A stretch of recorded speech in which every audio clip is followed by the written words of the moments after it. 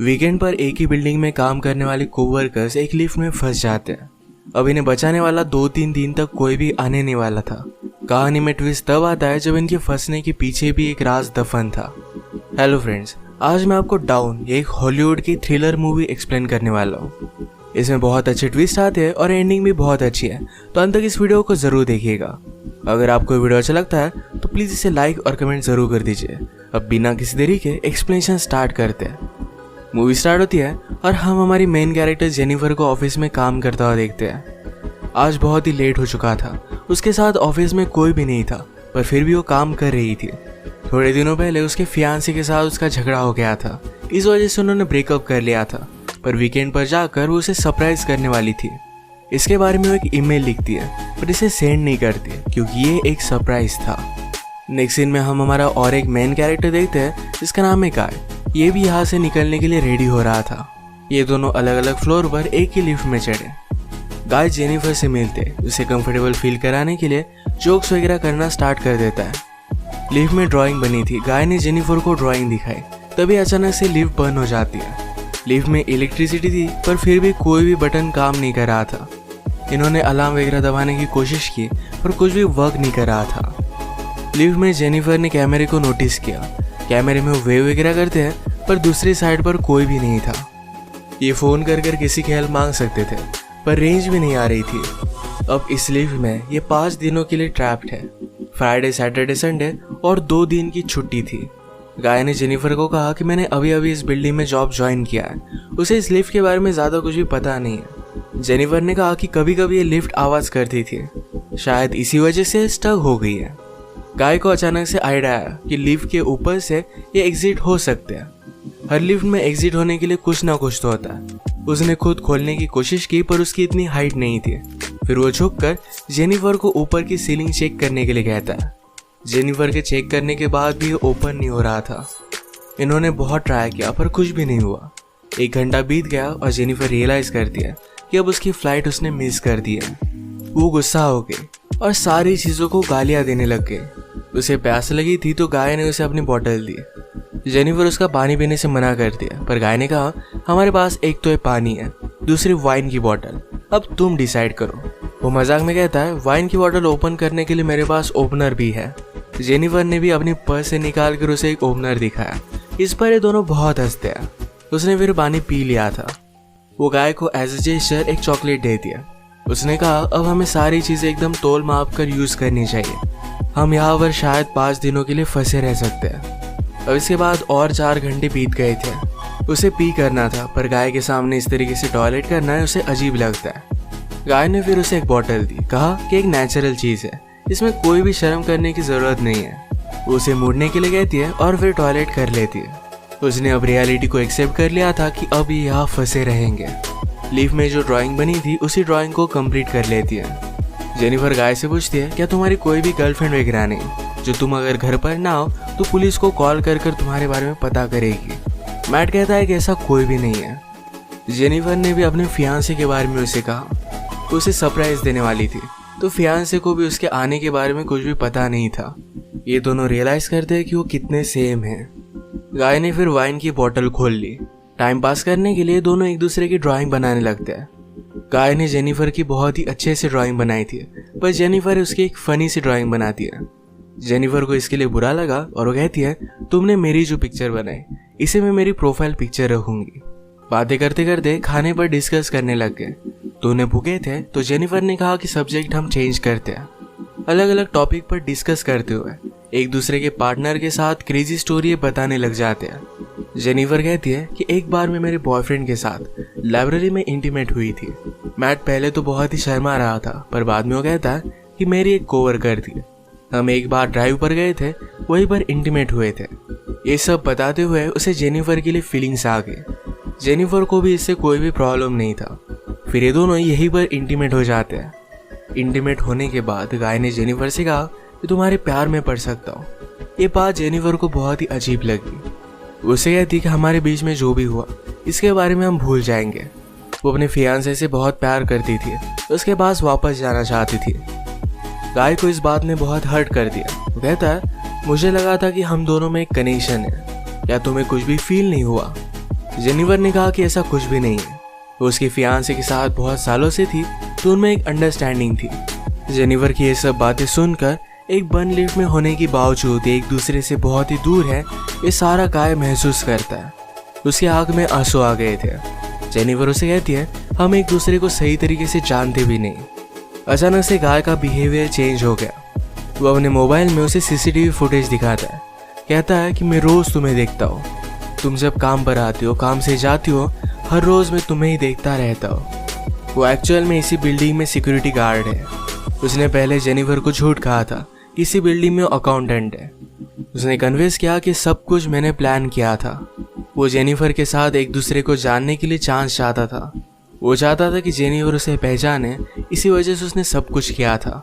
वो अपने पॉकेट से चाबी निकालता है और लिफ्ट स्टार्ट हो जाती है। जेनिफर उस पर गुस्सा हो गई, कहती है कि अब मैं पुलिस को कॉल करूंगी, तुमने जो भी किया इसके लिए तुम्हें भुगतना पड़ेगा। ये सुनने के बाद गाय ने लिफ्ट बंद कर दी। जेनिफर डर कर फिर से लिफ्ट को स्टार्ट करने की कोशिश करती है, पर गाय ने उसे पकड़ लिया। जेनिफर स्ट्रगल करते हुए लिफ्ट की की को मार देती है और इस वजह से टूट गई थी। अब ये एक्चुअल में इस लिफ्ट में फंस गए थे। जेनिफर गुस्सा होकर अपने शू से गाय को अनकॉन्शियस कर देती है। उसे चेक करने के लिए आई, पर गाय कॉन्शियस था। उसे भी मारकर बेहोश कर देता है। जेनिफर के होश में आने के बाद गाय उसे कहता है एक बहुत ही अच्छा प्लान था। यहाँ लिफ्ट में हमारे बीच में कोई भी डिस्ट्रैक्शन नहीं था, तो हम एक दूसरे को जान पाए। प्रैक्टिकली हमारी पूरी रिलेशनशिप इस लिफ्ट में हो गई। हम एक दूसरे से मिले, एक दूसरे को जाना और ब्रेकअप भी हो गया। जेनिफर अब भी बहुत गुस्सा थी। उसने अपने फियांसे के लिए जो गिफ्ट लाया था, ये गाय ने चेक किया। इसमें एक अच्छा सा शर्ट है जो गाय पहन लेता है। गाय के पास भी एक गिफ्ट है जिसमें सिगार, लाइटर और एक कटर है। गुस्से में गाय ने लिफ्ट का एक लाइट तोड़ दिया। फिर उसे आइडिया आता है कि यहाँ लाइट बदलने के लिए कुछ ना कुछ तो वे होगा। उसके पास के बॉटल से उसने छत पर मारकर उसे खोल लिया। वो जेनिफर से कहता है कि तुम मुझे सपोर्ट दो, मैं ऊपर जाकर इस लिफ्ट को खोल दूंगा। जेनिफर उस पर बिलीव नहीं करती, कहती है कि मैं ऊपर जाती हूँ, मेरा वेट कम है और मैं जल्दी से तुम्हें ओपन कर दूंगी। गाय को उस पर शक आने लग गया था, पर उसे जो बात सुननी थी यही जेनिफर ने कही।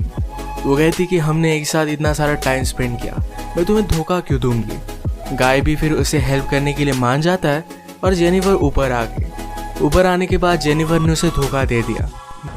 We did it! मैट बहुत डिस्टर्ब हो जाता है। वो कुछ भी कर कर ऊपर आने की कोशिश करता है। उसने अपने कपड़े निकाले, उससे एक रस्सी बनाकर ऊपर वो आ जाता है। जेनिफर जरा ज्यादा ऊपर चली गई थी, वो डोर को पकड़ने वाली थी। तभी नीचे से गाय आया और उसे पकड़कर फिर से लिफ्ट में लेकर आता है।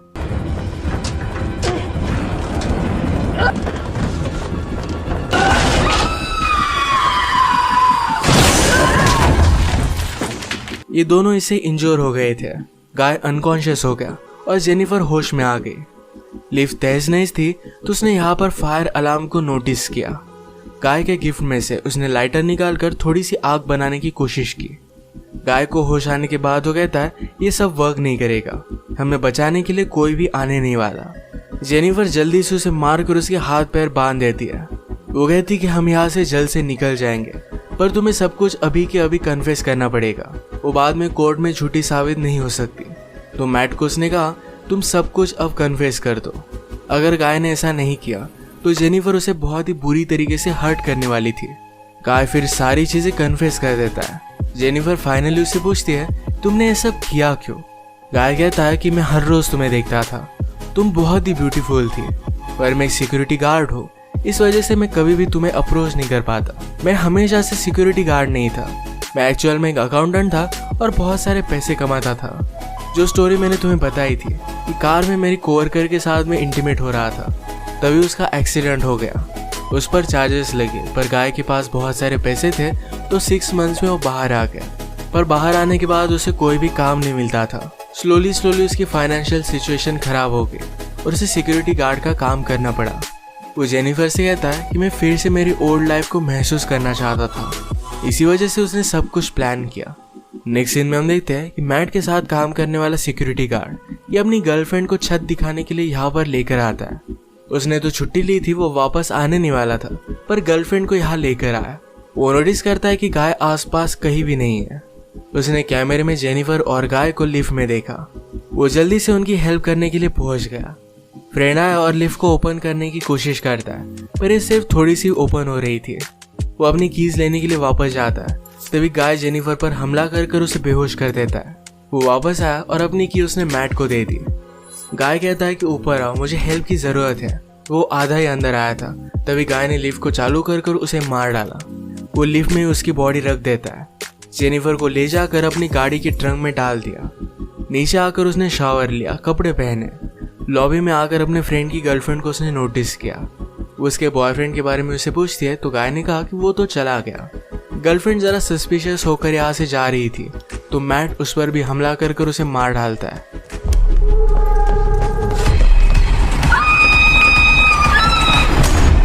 अब इसके बाद अपनी गाड़ी में जेनिफर को एक सुनसान रास्ते पर वो लेकर गया। वो ट्रैश कैन में पेट्रोल वगैरह डालकर जेनिफर की बॉडी को जला देने वाला था। वो जब ट्रंक खोलता है तो जेनिफर जिंदा थी। उस पर वो हमला कर देती है। जल्दी से गाड़ी में बैठ गई और आगे चली गई। उसने पीछे देखा तो गाय अब भी जिंदा था। वो बहुत ज्यादा गुस्सा हो जाती है। रिवर्स में जोर से गाड़ी लेकर गाय को उसने मार डाला।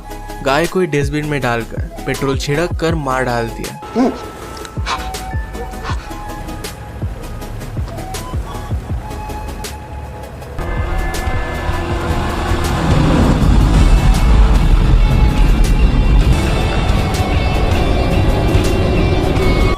इसी के साथ ये मूवी एंड हो गई।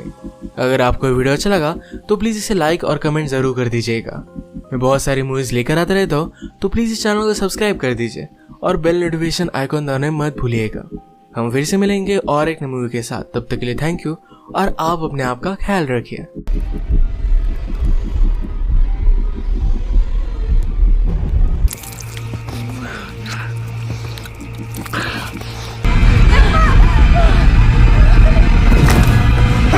ब्लैक मैजिक एक ऐसी चीज़ है जिसे अच्छे और बुरे दोनों कामों में यूज़ किया जाता है, लेकिन बुरे कामों में यूज़ किया गया ब्लैक मैजिक किस हद तक जा सकता है, आज की कहानी में हमको यही पता चलेगा।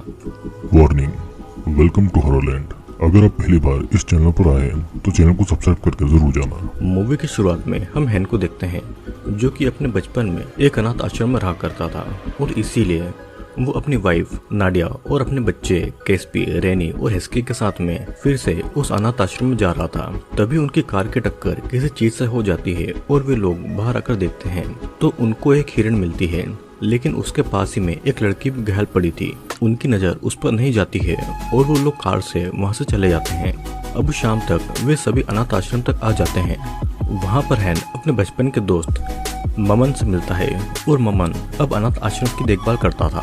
ममन की शादी अनाथ आश्रम में रहने वाली ही एक लड़की सीटी से हो गई थी। वहाँ पर अनाथ आश्रम के उनके पुराने दोस्त एंटन और उसकी वाइफ इवा, एक और दोस्त जेफरी और उसकी वाइफ लीना आते हैं। सभी एक दूसरे से जान पहचान करने लगते हैं और ममन हेम से कहता है कि दोनों बच्चों के अलावा बाकी सभी बच्चे से एक ट्रिप पर गए हैं। फिर हेम और नायडा उनके केयर टेकर मिस्टर बेनी से मिलने जाते हैं जो कि अभी बीमार थे, लेकिन वे नाडिया को अजीब तरीके से देख रहे थे। सभी बच्चे जब एक साथ बातें कर रहे थे तब टीना एंड्रू से ग्रीन दरवाजे के रूम के बारे में पूछती है। एंड्रू उसे बताता है कि वो रूम सालों से बंद है और फिर है कि उस रूम के पास जाकर उसे ओपन करने की कोशिश करता है। तभी उसके पास में रोनी आकर कहती है कि एक मार्सी नाम की लड़की के पीछे डीमन पड़ गया था, जिसके बाद वो अनाथ आश्रम से भाग गई थी, लेकिन उसे पकड़कर इस रूम में बंद कर दिया गया था और वो वहीं पर मारी गई थी। रात को वे सभी मिलकर पुराने फोटोज की एल्बम देखते हैं और हैकी को एक अलमारी के नीचे एक और एल्बम मिलता है जिसके सारे फोटोज उल्टे लगाए हुए थे। हैन भी उनमें से एक फोटो को देखकर ये कहता है कि वो उन लोगों की टीचर मिस मैरी है। हैकी उनसे पूछता है कि ये वही मैरी है जिसको रूम में बंद करके मारा गया था और एंटनी इस बात को झूठा बताकर कहता है कि मैरी बीमारी से मरी थी। उस फोटो की दूसरी लड़की मार्नी एक दिन अचानक गायब हो गई थी जो कि उनकी दोस्त भी थी। कुछ समय के बाद में हैन को उसके कार में एक कपड़े का टुकड़ा और कुछ बाल मिलते हैं और तब उनको शक होता है कि उन्होंने गलती से किसी लड़की को कार से टक्कर तो नहीं मार दी है। हैन जेफरी के साथ उसी जगह पर जाता है और वहाँ पर उनको वही लड़की मिलती है। वे दोनों उसे देखकर बहुत ज्यादा डर गए थे। तभी हैन को एक बस दिखता है और बस के अंदर बच्चे की लाश पड़ी थी जिसकी बहुत ही बुरी हालत हो गई थी। दोनों इसे देखकर बहुत डर गए थे और उनके फोन में नेटवर्क भी नहीं था। दोनों अनाथ आश्रम वापस जाकर वहां से पुलिस को कॉल करने का डिसाइड करते हैं और इधर अनाथ आश्रम में नाडिया ये नोटिस करती है कि वहां का फोन खराब है। लीना के अलावा सभी वहां पर डिनर कर रहे थे और रैनी हैकी को एक वीडियो दिखाने ले जाती है। उस वीडियो में मिस मेरी थी, लेकिन रैनी उस वीडियो को आधे में ही बंद कर देती है ताकि हैकी डर न जाए। इधर हैन और जेफरी अनाथ आश्रम में वापस आ जाते हैं और उनको डरा हुआ देखकर एंटन उनसे इसका कारण पूछता है। तभी एंटन को कार में वही एक्सीडेंट वाली लड़की की बॉडी मिलती है और वो दोनों ये सारी बात एंटन को बताते हैं और वहाँ के सभी फोन काम नहीं कर रहे थे। तब एंटन डिसाइड करता है कि पहले वो उस बस के पास जाकर सब कुछ देखेगा और पास के पुलिस स्टेशन में जाएगा। घर के अंदर कैस्पी और रोनी बातें कर रहे थे कि ये रूम पहले एक बाथरूम हुआ करता था, लेकिन डरावनी आवाजें और किसी के कदमों की आहट सुनाई देने की वजह से उस बाथरूम को तोड़कर एक रूम बना दिया गया। इधर एंटन उस बस तक आकर बस के अंदर जाकर वो देखता है कि सभी मरे हुए बच्चे उसकी तरफ उल्टा मुंह करके खड़े हैं और तभी बस का डोर अचानक से बंद हो जाता है और बस के बाहर एक औरत उसकी तरफ देखे जा रही थी। बस के अंदर गलती से एंटन के पैरों से एक अंडा टूट जाता है जिसमें से बहुत सारे कीड़े निकलते हैं जो कि एंटन को नोच नोच कर खा जाते हैं और उसी की वजह से उसकी वहीं पर मौत हो जाती है। फिर इस तरफ नाडिया हैन से पूछने जाती है कि वे सभी घर पर वापस कब जाएंगे और तभी ऊपर एक मरा हुआ चिकन आकर डाइनिंग टेबल पर गिरता है। दोनों देखकर शॉक्ड हो जाते हैं और ऐसा लग रहा था जैसे कि उस मुर्गी के जरिए किसी ने उन पर ब्लैक मैजिक किया हो। इस तरफ लीना जेफरी के साथ में रोमांटिक हो रही थी, लेकिन वो उसे खुद से दूर कर देता है और खुद ही इन घटनाओं में बहुत ज्यादा उलझा हुआ था। लीना इन दिनों खुद के बढ़ते हुए वजन की वजह से अपने हार्मोन का ट्रीटमेंट ले रही थी और जब रूम के बाहर जाती है तो उसे कुछ आवाजें सुनाई देती है और वो उन आवाजों की तरफ जाने लगती है। उसे सामने फ्रूट्स और एक चाकू दिखता है और फ्रूट्स को खाने लगी थी। उस समय वो एक आईने के सामने खड़ी थी और ईवा जब अपने रूम में सो रही थी तो कुछ सेंटीपीड उसके बेड पर गिरते हैं और जल्दी से उसके कपड़े और उसके मुंह में घुस जाते हैं। इस तरफ लीना उस चाकू से अपनी स्किन को काट रही थी। उसे ऐसा लग रहा था जैसे कि उसका फैट और उसका वजन कम हो रहा है, लेकिन असलियत में वो खुद को चोट पहुंचा रही थी। जेफरी वहां पर लीना को इस हालत में देखकर शॉक हो जाता है। लीना का होश आता है तो देखती है कि वो खुद के साथ में क्या कर रही है और ये देखकर वहीं पर बेहोश हो जाती है। हैन और नाडिया वे लीना को हॉस्पिटल में ले जाने वाले थे कि तभी वहां पर ईवा आकर उनसे मदद मांगती है क्योंकि वो सेंटीपीड उसके गले में फंसा हुआ था और इस वजह से वो कुछ भी बोल नहीं पा रही थी। फिर अचानक से वो खून की उल्टियां करने लगती है जिसमें से बहुत सारे सेंटीपीड निकलते हैं और बहुत सारे सेंटीपीड उसकी स्किन के अंदर भी चल रहे थे। वो अपने नाखूनों से अपनी स्किन को फाड़ने लगती है और कुछ ही समय में दर्द की वजह से वो बेहोश हो जाती है। वे सभी लीना को लेकर हॉस्पिटल जाने के लिए निकलते हैं, लेकिन कुछ ही समय में वो नोटिस करते हैं कि वो एक जगह पर एक ही बार घूम रहे हैं। जेफरी कहने लगता है कि ये फिर से हो रहा है, मतलब जेफरी को पहले से ही कुछ न कुछ पता था। नाडिया के पूछने पर हैन बताता है कि 25 साल पहले अनाथ आश्रम के कुछ रूम में आग लगी थी जिसमें 5 लड़कियां मारी गई थी और उनको पता चला था कि मिस मेरी ब्लैक मैजिक क्या करती थी और उसी ने उन लड़कियों को जलाकर उनकी बलि दी थी। वे सभी वहां से डरकर भाग रहे थे, लेकिन उस समय भी उनके साथ में यही हो रहा था कि वो जितने बार भी भाग रहे थे वो घूमकर एक ही जगह पर आ रहे थे। और तब मिस्टर बोनी ने उनकी मदद से मिस मेरी को एक रूम में बंद कर दिया था। मिस मेरी बार बार अपने सर को दीवार पर मार रही थी और उससे उसकी मौत हो गई थी। तब उन लोगों ने मिस मेरी को उनके रूम में ही दफना दिया था। इधर प्रेजेंट में हम देखते हैं कि कोई शक्ति कैस्पी को कंट्रोल करके उसके हाथों से उसके मुंह को स्टेपलर लगा रही है और इधर है कि मिस मेरी की वही वीडियो टेप देख रहा था। तभी उस वीडियो में हैकी के पास में मिस मेरी आती हुई दिखाई देती है और पीछे मुड़ने पर उसे कोई दिखाई नहीं देता है, लेकिन मिस मेरी उसे टीवी पर नजर आती है। वो डर के उस रूम से निकलता है और बाहर उसे कैस्पी नजर आता है जिसका मुंह स्टेपलर से बंद किया गया था और कोई अनजान शक्ति कैस्पी को मजबूर करती है कि वो हैकी को गोली मार दे। इधर वे सभी फिर से अनाथ आश्रम में वापस आते हैं और नायडा अपने बच्चों को ढूंढने लगती है। नायडा को हैकी कहीं नहीं मिल रहा था और हैन यहाँ पर मेमेन को बता देता है कि अनाथ आश्रम के बाकी बच्चे बस में मारे जा चुके हैं। जेफरी को भी लीना कार में नहीं मिलती है और लीना को वो कार में कुछ दूरी पर दिखाई देती है। लीना वहाँ पर सेंटीपीड खा रही थी और ये देखकर जेफरी के भी होश उड़ गए थे। लीना अपने होश में आने पर ये सब देखकर बहुत ज्यादा डर जाती है और वो बेहोश हो जाती है। घर के अंदर नाडिया एक औरत को मिस्टर बेनी के बेड के नीचे जाता हुआ देखती है और चेक करने पर वहाँ पर उसे एक बॉक्स मिलता है। उस बॉक्स में कुछ छोटी बच्चियों के बुरे बुरे फोटोज थे जिनको मिस्टर बोनी ने ही खींचा हुआ था। मिस्टर बोनी गुस्से से नाडिया को देख रहा था। नाडिया वो फोटोज हैन को दिखाकर उन लड़कियों के बारे में पूछती है और ये सभी हैन के बचपन की दोस्त थी। मिस्टर बेनी उन लड़कियों को एब्यूज करके उनकी गंदी गंदी फोटोज खींचता था और अब नाडिया को समझ आता है कि मिस मैरी असल में उन लड़कियों को बचा रही थी। उस इल्जाम से बचने के लिए मिस्टर बेनी ने मिस मैरी को झूठे इल्जाम में फंसाकर मरवा दिया था और इन सभी की वजह से कोई है जो कि उनसे बदला ले रहा था। हैन को भी समझ आता है कि उनको यहाँ पर मेमन और सीटी ने बुलाया था। लीना को हॉस्पिटल में जाना बहुत जरूरी था, लेकिन वहाँ पर सभी इस जगह को छोड़कर निकल ही नहीं पा रहे थे। जेफरी को भी मेमन और सीटी ने ही यहाँ पर बुलाया था और तब वे सभी मेमन को मार पीट कर उससे पूछते हैं कि उन लोगों ने उनको यहाँ पर क्यों बुलाया है। यहाँ पर सिटी ये बताती है कि मिस्टर बेनी उन लड़कियों को मोलेस्ट कर रहा था और सच्चाई बाहर न आए इसलिए उसने सभी लड़कियों को जलाकर मार दिया था। मिस मेरी तो यहाँ पर लड़कियों को प्रोटेक्ट कर रही थी और ब्लैक मैजिक से वो मिस्टर बोनी को मारने वाली थी, लेकिन मिस मेरी पर झूठा इल्जाम लगाकर उन्होंने उसे मरवा दिया। अचानक से वही लड़की घर के अंदर आती है जिसकी टक्कर हैन की कार से हुई थी। उसके अनुसार अनाथ आश्रम आते समय उनकी बस सड़क से हट गई थी और उससे उसका एक्सीडेंट हो गया था। बस के अंदर एक औरत आती है जिसके मंत्र पढ़ते ही सब बच्चे पजेस्ट होकर खुद को ही मारने लगे थे, लेकिन वो हेडफोन में तेज वॉल्यूम पर गाना सुन रही थी तो वो पजेस्ट नहीं हुई थी और इसीलिए वो फौरन उस बस से निकल गई थी और भाग गई थी। लेकिन तभी उस समय हैन की कार से उसकी टक्कर हो गई और फिर गुस्से में हैन मिस्टर बेनी का गला दबाकर उसे मारने ही वाला था, लेकिन नाडिया उसे रोककर समझाती है कि उनको बच्चों को लेकर यहाँ से निकलना चाहिए। हैन को एक फोटो देखकर ये समझ आता है कि मिस्टर मेरी की एक बेटी थी मारनी और अपनी माँ का बदला लेने के लिए वही ये सब कर रही थी। तभी वहाँ पर कैस्पी और हेकी आते हैं जो कि बुरी तरीके से इंजर्ड थे, तो वे सभी वहाँ से निकलने के लिए कार की तरफ जाते हैं। अचानक से वहाँ पर पजेस्ट होकर ईवा ये कहती है कि किसी अपने को खोने का दुख अब तुम लोगों को यहाँ पर पता चलेगा और फिर वो पोजेशन से बाहर आती है और खुद को कार के ग्लास से मारने लगती है। हैन मार्नी को यह सब बंद करने को कहता है और मार्नी हवा में ऊपर उड़कर कार के ऊपर आती है और वो हैन को तकलीफ पहुंचाने लगती है। नाडिया मार्नी को रोकने के लिए जाती है, लेकिन रेंसी उसे मारकर बेहोश कर देती है। नाडिया को जब होश आता है तो वे सभी लोगों की चीखें सुनती है और इवा के शरीर से कीड़े निकल रहे थे।